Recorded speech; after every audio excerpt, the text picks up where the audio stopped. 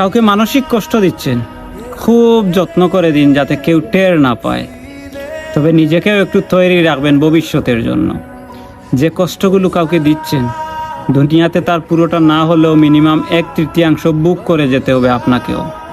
গোলাকার এই পৃথিবীতে আপনার দেওয়া কষ্টগুলো ঘুরে ফিরে কিন্তু আপনার কাছেই আসবে একদিন না একদিন। আপনি নিজেই আত্ম অনুশোচনায় ভুগতে ভুগতে এক সময় শেষ করে দিবেন নিজেকে।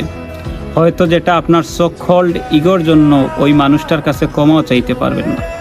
সবার মনে রাখা উচিত, মানুষের দীর্ঘশ্বাস খুব খারাপ। সামনে এগুতে গেলে শেকলের মতো পা জড়িয়ে টেনে ধরে। ভালো থাকুক চারপাশের মানুষগুলো, ভালোবাসার ঘৃণার কাছের দূরের সবাই ভালো থাকুক। অভিশাপ না দিলেও রুহের হায় বলে একটা কথা আছে, যাকে রিভেঞ্জ অফ নেচার বলে, যেটা আমাদের বিশ্বাস করতেই হবে। প্রকৃতি কিছু ভুলে না, সময়ের ব্যবধান মাত্র।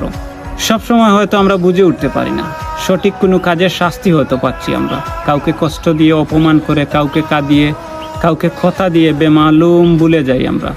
কিন্তু প্রকৃতি ভুলে না, প্রকৃতি ক্ষমা করে না। প্রত্যেকটা মানুষ তার খারাপ কাজের শাস্তি কিছুটা হলেও দুনিয়াতে ভোগ করে। এমনকি এই মুহূর্তে আপনি যার সাথে ইচ্ছাকৃত অন্যায় করে নিজেকে জয়ী ভেবে বেশ ফুরফুরে মেজাজে আছেন, মনে আনন্দে ঘুরে বেড়াচ্ছেন, সে হয়তো প্রতিবাদ করবে না, কিন্তু তার নীরবতা, কষ্ট থেকে আসা দীর্ঘশ্বাস আপনার সাথে বোঝাপড়াটা সঠিক সময়ে করে নেবে। কারণ উপরওয়ালা কাউকে ঠকান না, তিনি কারোর একার নন, তিনি তো সবার।